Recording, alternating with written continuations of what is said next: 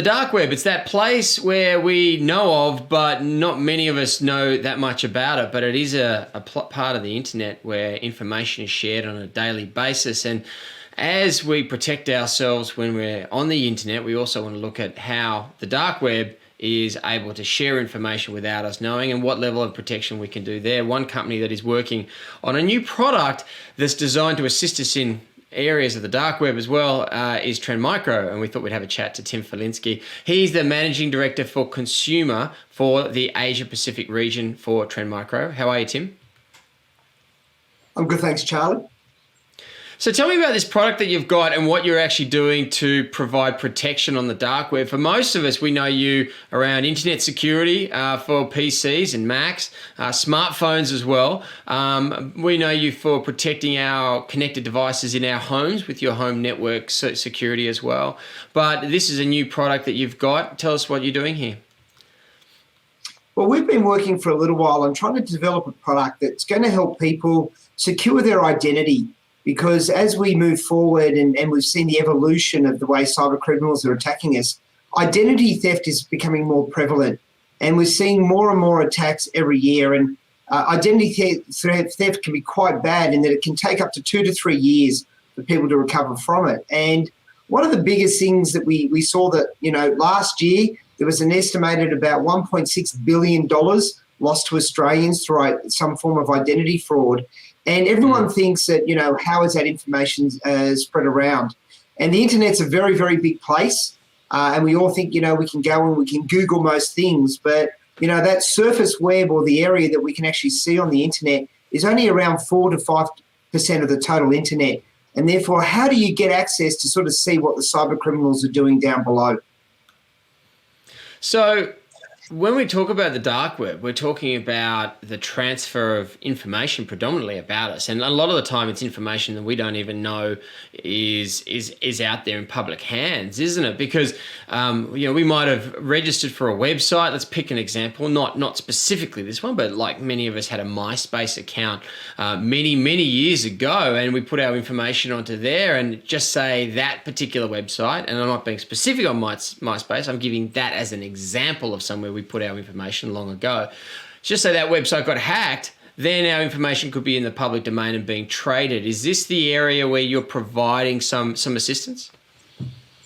Yeah, so what generally happened is virtually everything we do now, and especially under a COVID-19 area, everyone's doing a lot of online shopping, and everywhere we go, we need to create an account. And what we've seen in the past up to about 2018 is a lot of what we term account credentials being spread around, which is the stuff of your email address and a password to what you are. But more and more accounts now are actually getting identity attributes put in there as well, such as your date of birth, your address, and all the rest of it, allowing people to cross-reference who you are.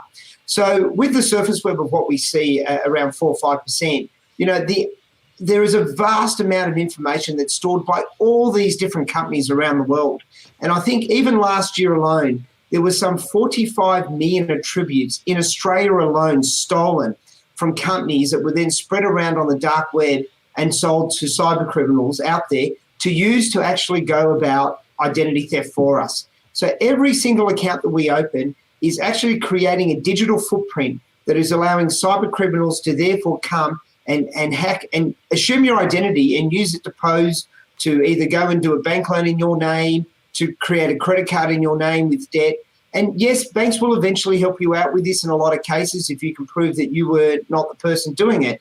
But that kind of stuff actually can take months and even years of your time and life. And in a lot of cases, you're without those funds for that amount of time.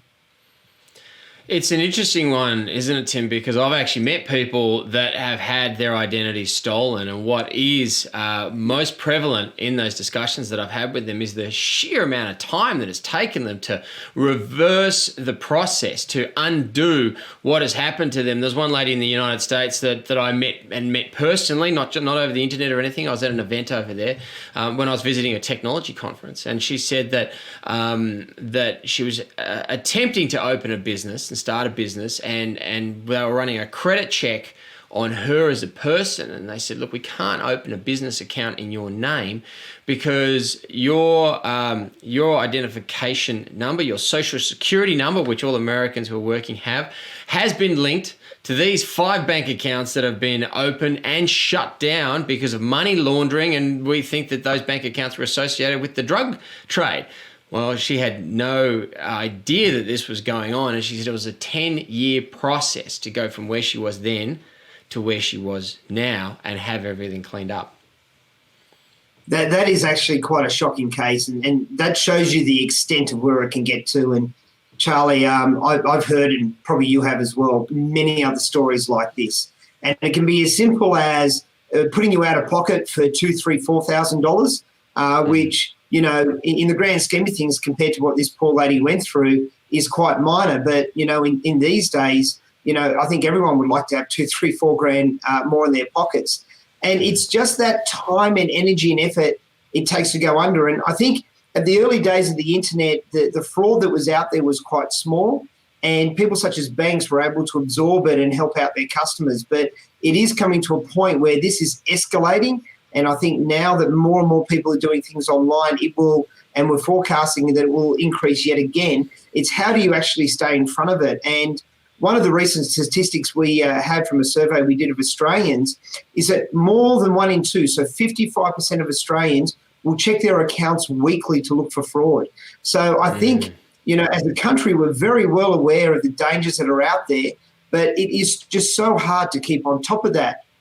You mentioned MySpace before. Like, one of the big breaks or cracks that we saw, credential losses recently, was due to LinkedIn, where a hacker got in and got 6.5 million addresses out of that, out of LinkedIn. Now, they have 650 million accounts, so it was 1%. It was a minor breach from that particular point of view. But what happens if you were one of those 6.5 million people? So hence the reason we've gone ahead and developed a product that helps people know when they're at risk, when their information is being shopped around down in that dark web. Okay, the product is called ID Security. Now, tell me, how does it work? Do I go and purchase this as a separate product, like as a standalone? Is it a bolt-on to your other internet security products out there? How are you packaging this with your other internet security products that you're offering customers at the moment? We're packaging it in a number of ways, because with all the things we do, still that core, you know, malicious antivirus style software, internet security software is still needed. So therefore, we've created a package called Trend Micro Maximum Security Suite, or Premier Security Suite, which actually includes not only our internet security, but also Wi-Fi protection. And now we've added in identity security in addition to that. And it's quite a simple app that just runs on your mobile phone. And you can do it one of 2 ways, because we understand that some people are worried. Once a week, if you want, you can go in and plug in your email address, and it will go and do a check for you and tell you whether or not that data has been seen on the dark web. Likewise, you can actually give us your email address, and we will do what we term a monitoring service for you, where we won't actually put your information into the dark web, but we'll use a 256-bit encrypted hashing technique that will enable us to actually see whether or not your data is being used or shopped around in the dark web, and we will inform you of that when it's happening. And in our testing over the past year, as we've been developing this product, we're actually seeing that we're anywhere from 24 to 36 hours, anywhere up to 2 to 3 months, warning our customers that there has been a data breach in one of their addresses that they've given to us, prior to that company being aware of it and informing them. So this enables the customers to actually stay ahead, because we're not waiting for the companies to announce that they've been hacked. We're actually down in the dark web looking on your behalf. And it extends just beyond, I should say, your email address. We can also track for you everything, including your bank card or MasterCard or Visa card, and your tax file number here in Australia, as well as your passport number. So we can tell whether any of these kind of things have actually been stolen from an identity point of view and shopped around, to allow you to just stay ahead of anything that is going on and make sure that you put the appropriate safeguards in place. Yeah, no doubt you'd know a lot more about the company that has lost that data as well, because I tell you what, if I understood that a company had lost my data recently and not informed me about it, I'd probably be asking some very firm questions of them as well. Tim Falinski, Managing Director of Trend Micro's consumer business for APAC. Good to have a chat to you. Good to have you on the show, crossing in from Thredbo. Hope the snow starts to fall soon, mate, and we'll speak to you soon. Thanks a lot, Charlie.